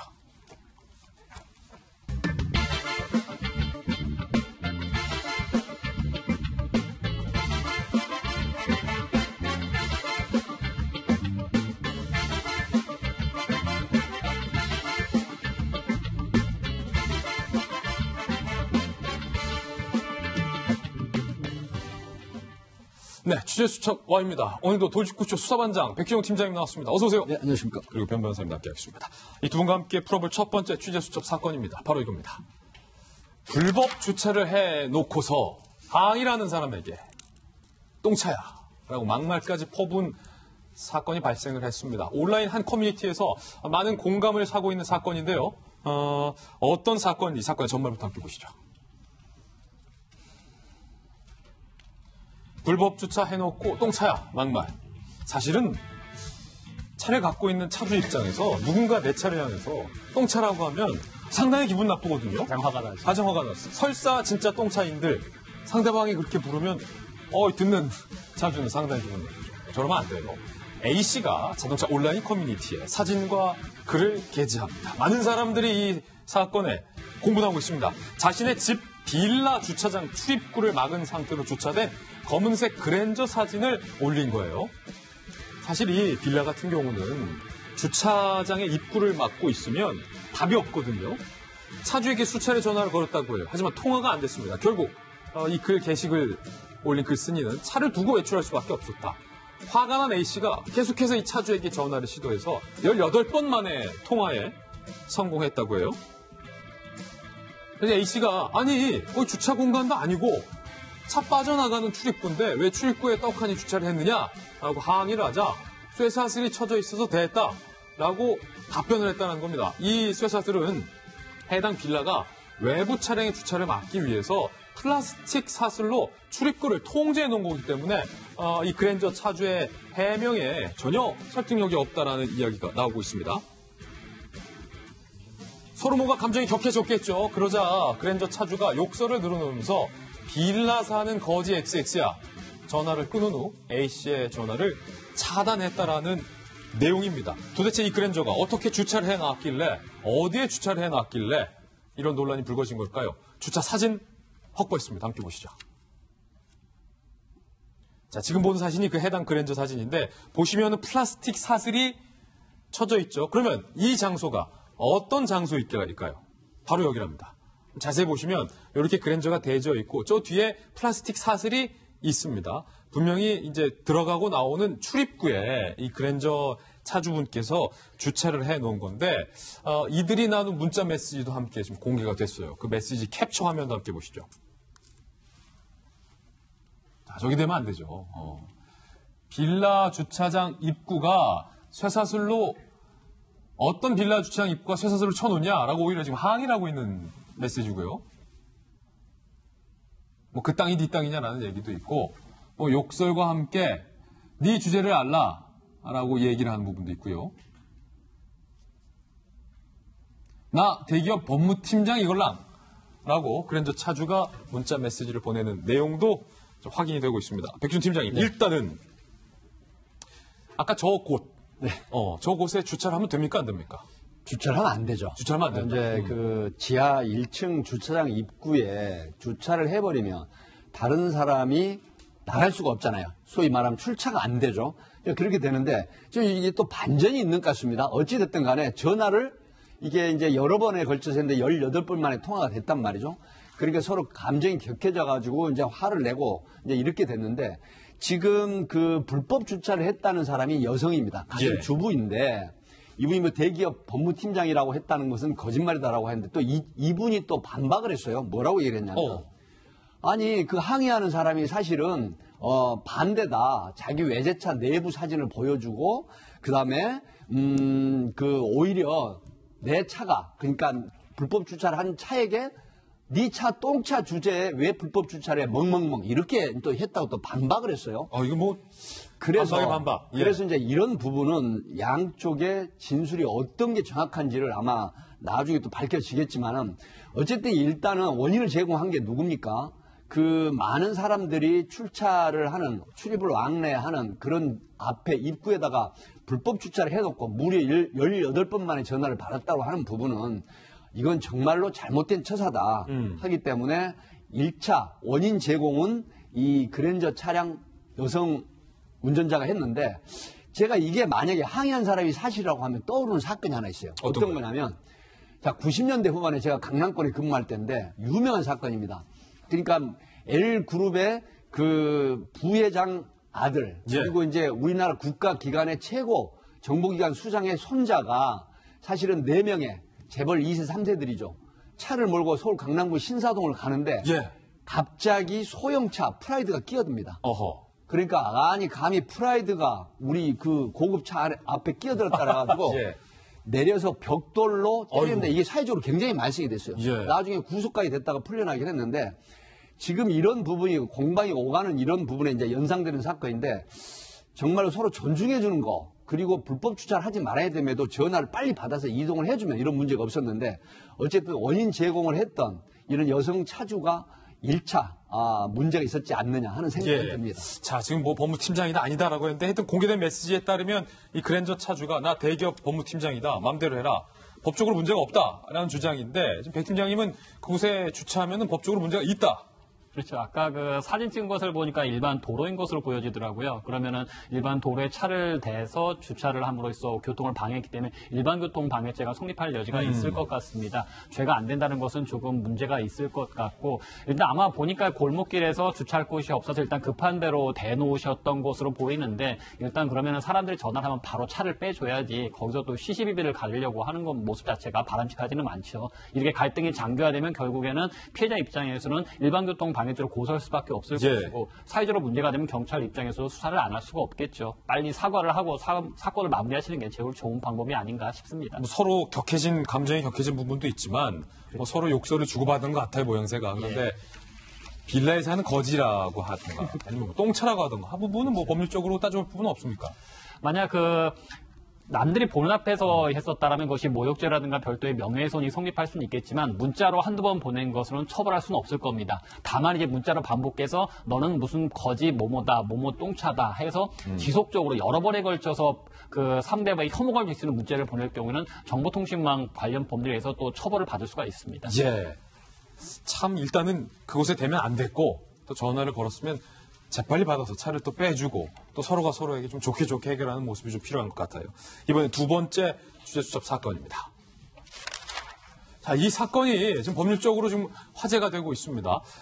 클럽에서 연인이 입맞춤을 하고 있는데 공개적인 장소에서 연인이 입맞춤을 했던 모양이에요. 한 남성이 그 모습을 또 찍었는데 이게 불법이냐 아니냐를 두고 논란이 되고 있습니다. 사건의 전말 함께 보시죠. 지난 1월 부산의 한 클럽에서 있었던 일이에요. 21살의 남성 A씨는요. 옆 테이블에 앉아서 연인이 진하게 입맞춤을 하는 모습을 휴대전화로 촬영을 한 모양이에요. 그 테이블은 그런데 공개된 장소였다고 해요. 이 남성이 기소가 됐습니다. A씨는 1심에서 휴대전화 실수로 잘못 조작해서 촬영한 것이다. 고의성은 없었다. 라고 주장을 했는데 1심 판결 A씨의 휴대전화에 또 다른 남녀의 입맞춤 동영상이 저장된 점 등의 혐의가 인정된다면서 벌금 150만 원을 선고했습니다. 그러자 이 A씨가 나는 억울하다. 판결에 불복하고 항소를 했습니다. 이 항소심에서 클럽이긴 하지만 남들이 다 보는 테이블, 즉 공개된 장소에서 연인들이 대놓고 키스한 것을 찍은 것이 과연 몰래 찍었다, 몰카가 성립할 수 있느냐라는 어떤 몰카 논란이 때 아니게 일었던 거예요. 2심 판결이 이렇습니다. A씨가 허벅지 사이에 휴대전화를 숨기고 촬영했다라는 목격자 진술이 구체적이다. 그러니까 그 장소와 상관없이 이 A씨가 몰래 찍었다는 거죠. 항소를 기각해서 벌금 150만 원이 확정이 되고 24시간 성폭력 프로그램을 이수할 것을 법원은 명령을 했습니다. 백 팀장님. 네. 일단 이 남성 얘기부터 해야 될 것 같은데 네. 또 다른 연인의 그 입맞춤 동영상이 발견됐다라는 것은 일단 초범은 아니다. 네, 이제 이 시간이 부산에 있는 클럽이 전국에 있는 클럽이 요즘 좀 문제이긴 합니다. 그래요. 클럽에 이게 이 시간이 언제냐면 아침 6시 반 정도 되는 시간이었어요. 아침 6시요? 예, 그러니까 밤새 술을 마시고 아침 6시가 넘은 시간에 클럽에서 이제 그 테이블에 앉아 있는데 옆에 있는 연인 커플이 그냥 정상적인 입맞춤이나 뽀뽀 같았으면 또 괜찮았을 텐데 딥키스라고 아시죠? 예.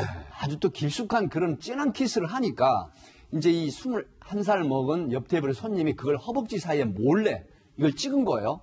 이걸 보고 신고를 해서 경찰이 출동을 해서 이제 체포가 됐는데 좀 저는 양쪽에 다 문제가 좀 있다라고 봅니다. 양쪽 다 문제가 있다. 왜 그러냐. 우리 한국 정서상 물론 이 도로변이라든가 공개된 장소는 아니라고 하더라도 많은 사람이 있는 장소에서 술이 취하고 서로 기분 좋긴 하겠지만 뭐 그렇다고 원나잇 스탠드라는 또 오해는 뭐 받을 수도 있고 안 받을 수도 있지만 거기에서 많은 사람이 있음에도 불구하고 그 진한 그런 입맞춤이나 키스를 한다라고 하는 부분은 분명히 다른 사람들에게 심리적인 어떤 피해를 주는 거거든요. 예. 또 그걸 21세 된 이 청년은 또 여자친구가 없었던가 봐요. 그래서 그걸 몰래 찍어가지고 저장을 했는데 경찰이 수사를 해보니까 나 이거 공개된 장소에서 찍은 게 무슨 죄냐라고 했는데 디지털 포렌식 기법으로 수사를 해보니까 또 다른 커플 연인들의 딥키스 모습이 있었던 거예요. 어허. 그래서 이거는 문제가 있다라서 기소를 해가지고 150만 원의 성폭력 처벌에 관한 특례법에 150만 원의 벌금형을 받았는데 사실은 저는 양비론 입장에 좀 있어요. 왜 그러냐면 상대방을 존중해줘야 됩니다. 사랑하는 거 좋아요. 또 스킨십 하는 거 좋습니다. 하지만 애인 없는 사람이 볼 때는 시기도 나고 질투도 나고 또 보고 싶은 생각이 들 거예요. 그럼요. 그렇다고 하면 존중을 좀 시켜주는 맛이 있어야 됩니다. 예. 그래서 배려하고 존중하고 해주는 이런 풍토도 클럽에서 있어야 되지 않느냐.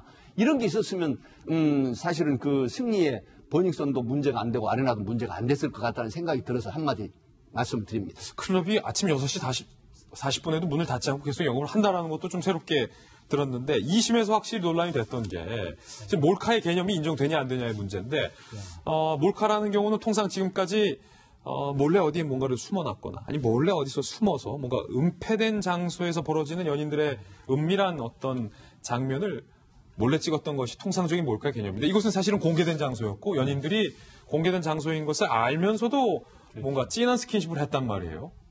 사법부가 그 이른바 성인지성, 성감수성에 대해서 좀 더 예민하게 받아들여지고 있는 것으로 보이는데요. 제 기억에 이제 과거 판례에 의하면은 지하철에 앉아있는 여성의 다리를 촬영한 것이 과연 이 성폭력 관련 범죄에 의해서 몰카로 처벌할 것이냐 말 것이냐 쟁점이 됐던 적이 있었습니다. 아, 그래요? 그때도 이제 문제가 됐던 것이 아니 누구나 여자들이 일반적인 치마를 입고 있고 그 정도 다리를 찍은 사진인데 그것이 유죄가 돼야 되느냐. 그래서 무죄가 나왔던 사례도 과거에는 있었습니다. 과거에는. 예. 그런데 이제 최근 같은 경우에는 어차피 아무리 그 지하철에서 내가 치마 입은 다리 모습을 찍혔다고 하더라도 그 모습이 여러 사람의 공유가 되면 나는 수치스럽기 때문에 피해자 입장에서 좀 더 바라보고 있는 것 같습니다. 그렇군요. 그러니까 물론 이것이 공개된 장소에서 키스하는 사진이기는 하지만 그 영상이 외부로 유출될 경우에 찍힌 사람은 상당히 수치스럽게 느껴지거든요. 그러니까 아무래도 피해자 입장에서 이것이 아마 이제 사법가 볼 때 그것이 몰래 찍거나 아니면 신체에 수치스러운 부위를 찍은 것은 아니라고 할지라도 찍혔던 사람들이 그거로 인해서 성적인 수치심을 느낄 수 있다고 한다면 그것은 좀 더 피해자 입장에서 처벌을 해야 되는 것이 아니겠느냐. 예. 그런 식의 그 사법부 판단이 작용한 것이 아닌가 좀 생각이 듭니다. 문득 궁금한 건데 이 21살 청년이 공개된 장소에 연인이 키스를 하니까 정중하게 혹시 뭐 찍어도 되겠습니까? 라고 묻고서 찍었다면 예. 처벌은 안 받습니까? 물어본 대신 처벌은 안 받겠지만 그 남성분에게 한 대 맞겠죠. 한 대 맞겠군요. 그렇군요. 절대 이런 거 찍어서 안 된다. 짧게 네. 말씀드리면 네. 우리나라에서 지금 에스컬레이터라든가 계단을 올라갈 때 짧은 스커트나 치마를 입은 분들이 뒤태, 소위 말하면 가방이나 이런 걸로 가리고 다니는 게 우리나라밖에 없다는 거예요. 이건 뭐냐? 바로 몰카가 연간 14,000건. 그런데 때와 단속 장소를 구분해서 세부를 해보면 무려 10배 정도 몰카가 성행하고 있다라고 하는 부분. 그래서 정말 이 몰카 범죄 철저하게 단속을 해야 된다 하는 생각이 듭니다. 예, 몰카 좀 뿌리 뽑아야겠습니다. 두 가지 사건 두 분과 함께 이야기 나눠봤습니다. 감사합니다. 다음 순서입니다. 이번엔 오늘의 앞을 시간입니다. 오늘은 과연 어떤 분들이 앞을 4인방에 선정이 됐을지 앞을 4인방부터 전격 공개를 하겠습니다.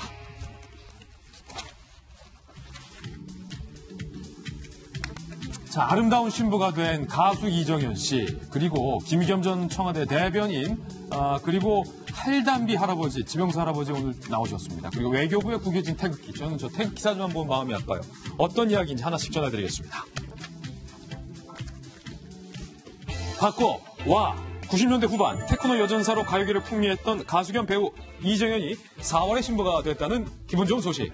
어제 3살 연하의 대학병원 정형외과 전문의와 1년여 열애 끝에 결혼에 골인을 했습니다. 백지영 씨의 축가와 또 박경림 씨의 결혼식 사회로 진행된 이날 결혼식은요, 거의 시상식을 방불케 하는 톱스타들이 대거 참석해서 눈길을 끌었다고요. 현빈과 열애설로 최근 화제의 주인공이었던 이정현의 절친으로 알려진 배우 손예진 씨도 화사한 아이보리 셔츠에 그린빛 팬츠로 세련된 하객룩을 선보여서 아니 신부보다 이쁘면 어쩌지 않는 거야. 민폐 하객 소리도 들었다고요.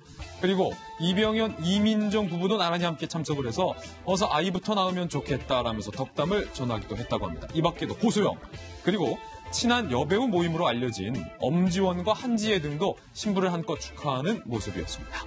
아이를 너무 좋아해서 3까지 낳고 싶다며 다산의 의지도 밝힌 4월의 신부 이정현 씨. 결혼 축하드리고요. 사실 우리 대한민국이 이 저출산 문제가 심각하기 때문에 이정현 씨가 본인이 밝혔던 것처럼 셋, 넷 잘 낳고 순산하시기를 저희도 응원하겠습니다. 흑석동 재개발 부동산 투기 논란에 대출 조작 의혹까지 사퇴는 했지만 논란은 더욱더 커지고 있는 김의겸 전 청와대 대변인. 10억 원의 대출이 가능했던 이유가 바로 옥탑방을 임대 수익에 포함시켜서 가치 평가를 진행했기 때문이었는데 이 문제의 옥탑방을 임대하면 불법이란 사실이 확인됐습니다. 월 100만 원의 수익이 가능하다고 국민은행이 평가했던 이 옥탑방은 창고나 사무실로도 쓸 수 없는 불법 건축물이었던 것이 저희 채널A 취재 결과 확인됐던 겁니다. 불법 건축물은 언제 철거가 될지도 모르기 때문에 저희가 확정적으로 임대수 수익을 내거나 그러지는 않아요. 수익을 최근에 밝혔어요. 그리고 적발하려고 하고 있었어요. 평가를 진행한 해당 평가법인은 구청 핑계를 냈고 해당 구청은 불법 건축물 규정에도 불구하고 철거도 안 하고 조사조차 아직까지 하고 있지 않은 상황입니다. 검찰이 이번 사건을 서울중앙지검에 배당하면서 본격적인 수사에 들어갔지만 과연 수사가 제대로 그리고 빠르게 진행될지 여부는 회의적이라는 관측이 나오고 있습니다. 이게 사실은 대변인 이야기는 대변인에게.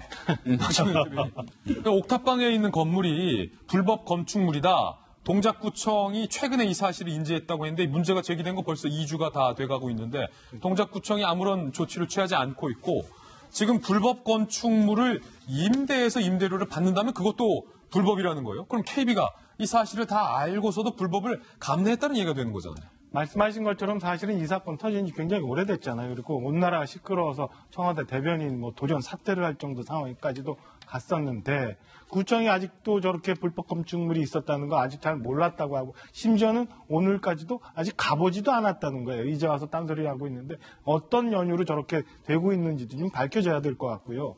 감정평가 얘기했는데 사실은 국민은행 특혜대출 논란이 계속 얘기가 되고 있잖아요. 근데 감정평가사가 어떤 근거로 저렇게 판단을 했는지 모르지만 지금 또 다른 감정평가사는 저런 건 임대수익에 포함되지도 확정적으로 할 수 없다는 거잖아요. 그러니까 어떤 연유로 저렇게 되는지 확인해 보면 될 것 같아요. 사실은 이 사건이 복잡한 건 아니고 지금 검찰이 수사에 들어갔는데 언제 확인될지는 잘 모르겠지만은 어떻게 김의겸 전 대변인이 그 물건에 대해서 언제 알게 됐고 그다음에 누구를 통해서 알게 됐는지 확인해 보면 될 거. 그건 금방 나올 수 있는 거. 두 번째는 국민은행에 왜 성산동 지점을 찾아갔으며 저 은행에 가면 보통 물건에 대해서 그 대출을 받을 때 감정평가 받아오라고 합니다. 그것도 한 군데 아니라 한 두 군데 정도 갖고 오라고 하고 요 감정평가사는 은행이 주로 거래했기 때문에 여기 갔다 오면 훨씬 쉬울 거예요. 이렇게 일러주는데 과연 그렇게 원래부터 국민은행과 거래했던 감정평가사인지 아니면 김의겸 대변인이 개인적으로 안 감정평가 법인을 갖다 넣었는지 이런 것도 확인해 보면 이게 특혜대출인지 아닌지 그다음에 왜 그 시점에 그 물건을 사게 됐는지 아닌지 금방 나올 수 있는 건데 글쎄요 언제까지 이렇게 끌고 갈지 잘 모르겠어요. 관사도 뭐 사표 며칠 갖고 있었고 지금 사표 확인도 안 돼. 이게 그냥 마냥 쭉 또 이렇게 관심 끊어질 때까지 늘어지게 갈 것 같은 느낌이 들어서 좀 안타깝습니다. 아니 저희들 같은 일반 우리 서민들은 사실은 뭐 은행에서 5천만 원 대출 받으려고 해도 깐깐하게 서로 요구하는 게 많거든요. 못 떼와라, 이래서 안 되고 저래서 안 되고 뭐를 해야 되고 대출 받기도 쉽지 않은데 이거 뭡니까? 10억이 넘는 금액인데 이렇게 불법 건축물 부실한데 쉽게 대출이 나와요? 좀 말씀드릴게요. 우리 대표님께서는 아마 은행 실무를 잘 안 해보신 것 같은데, 감정은요, 개인이 하는 게 아니고 은행에서 하는 겁니다. 그러니까 아마 은행마다 달라요. 뭐 20억이든 30억 기준 이상은 탁상감정에서 자체적으로 하는 경우도 있고, 금액이 넘으면 이제 평가세에 맡기는데, 개인이 하는 게 아니라 은행에서 합니다. 은행에서 하는 거고요. 그 다음에 재개발 지역의 대출은 무조건 토지예요. 다른 뭐 임대 수입이든지 간에 수입이 아무 상관없습니다. 어차피 헐릴 거고, 임대 있는 분들도요, 조만간 나가야 됩니다. 재개발 하게 되면. 그래서 이게 특혜 대출이냐 아니냐는 그 토지의 가치가 과연 대출에 적합했느냐 안 했느냐, 그러니까 LTV 담보 가치가 있느냐 없느냐만 따지는 되는 거예요. 지금 말씀하신 예를 들어서 불법 건축물 문제, 제가 보기에 뭐 단속을 할 수 있지만 이거 사실은 그 처벌은 만약에 그 전 행위자한테 가요. 실제로 불법 행위한 사람한테 가는 것이고, 실제로 뭐 임대 수입이라든지 아니면 이걸 이자를 얼마 낼 수 있는지는 사실 이 대출에 아주 중요한 게 아닙니다. 그리고 말씀하신 것처럼 자기 지역에서 다출 받는 사람 많지 않아요. 자기가 아는 분들이라든지 아니면 대출 좀 더 조건 좋은데 찾아가는 것이지, 제가 보기엔 지금 얘기하는 이슈들, 제기하는 문제들은 제가 보기엔 별 문제 아니에요. 아니 그렇다면 저는 더 큰 문제가 될 거라고 봐요. 왜냐하면 KB에서 해명한 공식 해명이 창고방 그리고 그 안에 있는 주택 그 지하에 임대 수익을 냈을 때 임대 수익이 이만큼 발생할 수 있기 때문에 10억이 넘는 금액 대출이 가능하다. 이렇게 설명을 했잖아요. 그러니까 이 내용이 사실인지 아닌지에 대한 여부는 특별감찰 등을 통해서 충분히 확인이 가능하다고 보고요. 지금 현재 여러 차례로 고발이 들어가거나 법적으로도 이 조치를 따져 물을 수밖에 없기 때문에 사건에 관한 진실은 극명하게 드러난다라고 생각이 됩니다. 그리고 여기에 대한 불법 건축물 문제는요. 사실 김의겸 대변인이 공직자로 있으면서 내가 건물에 매입합니다. 그럼 당연히 건축대장을 띄워보지 않겠습니까? 건축대장과 현재 건물에서 불법 건축물이 있다 그러면은 여기 대해서 공직자로 어떤 선택을 해야 됩니까? 당연히 불법 건축물을 사지 않거나 샀다 하더라도 그 내용을 정리하는 게 온당합니다. 구청 입장에서는 불법 건축물이 있게 되는 경우에는 일단 첫 번째로 철거 명령을 내리게 됩니다. 그럼에도 불구하고 철거 명령에 따르지 않게 되면 이행 강제금을 부과하게 되거든요. 제 주변에 있는 수많은 사람들도 구청이나 관공서로부터 이행 강제금 부과를 받게 되면 이행 강제금을 꼬박꼬박 내면서도 불법 건축물을 가지고 있거나 아니면은 더 많은 돈을 들여서 철거를 하게 되는 게 일반 국민의 상식입니다. 하지만 김의겸 대변인 같은 경우는 이런 내용들을 알고서도 따르지 않았다라고 하는 의혹들이 있을 수 있는 내용이고, 심지어 그 내용을 바탕으로 대출까지 받았다고 하니까 국민정서뿐만이 아니라 법으로도 위반될 수 있는 사항들이 있는 것이고요. 다시 한번 거듭 말씀드리지만 이것은 법적으로 따져 물을 필요가 있는데, 지금 이 순간에도 여러 차례 증거가 인멸되면서 사라지는 것이 아니냐라는 우려를 이태규 의원은 실제로 국회에서 제기하기도 하더라고요. 실제로 검찰이 빠른 단계에서 수사를 통해서 국민적 의혹이 없도록 이 내용에도 명명백백하게 진실을 규명할 의무가 있다고 생각합니다. 현 대변인께서도 말씀을 주셨던 대로 좀 더 구체적으로 이런 상황에 대한 설명이 필요하거든요. 그러니까 김의겸 전 대변인은 대통령의 입이나 또 대통령과 동일시되기 때문에 대통령 지지율에 영향을 줄 수 있거든요. 실제로 이러한 주변 인사들의 영향이 뭐 보궐선거까지도 영향을 미쳤다 이런 분석까지도 가능해지는데 그렇다면 이런 부분들을 좀 납득될 수 있게 왜 또 관사를 이용했는지 그러면 좀 더 이해가 될 텐데 2030 세대는 그럽니다. 인생 전세 아니면 월세 이런 이야기를 하고 있고 전세 아니면 월세. 이 배 소장은 또 옥탑방 살았습니다. 실제로 예. 옥탑방에 살고 있는 많은 청춘들이 있는데 근데 그들이 생각할 때는 옥탑방에 고양이는 없고 대출만 있다. 대출만 있다. 이해하기 힘들거든요. 뼈 아픈 대목입니다. 세 번째 아플 주인공도 한번 만나보겠습니다. 할담비 할아버지. 할담비로 전국구 스타에 오른 지병수 할아버지가 이번에는 광고계도 접수했다는 소식이에요. 이분 잘 나가요. 얼마 전 유튜브 개설 소식도 전해드렸는데 한 대형 홈쇼핑 업체가 지병수 할아버지를 광고 모델로 발탁을 한 겁니다. 나 스타 됐어요. 광고도 찍어요. 미쳤어, 정말 미쳤어, 너무 미쳤어, 정말 미쳤어, 내게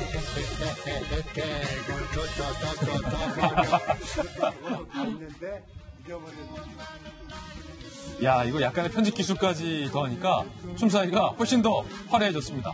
해당 업체는요, 젊은 층뿐 아니라 중장년층까지 호응을 얻기 위해서 이 할담비, 할스타를 모델로 선정했다라고 발탁 이유를 밝혔습니다. 이분 마케팅하는 분 상주해야 될 것 같아요.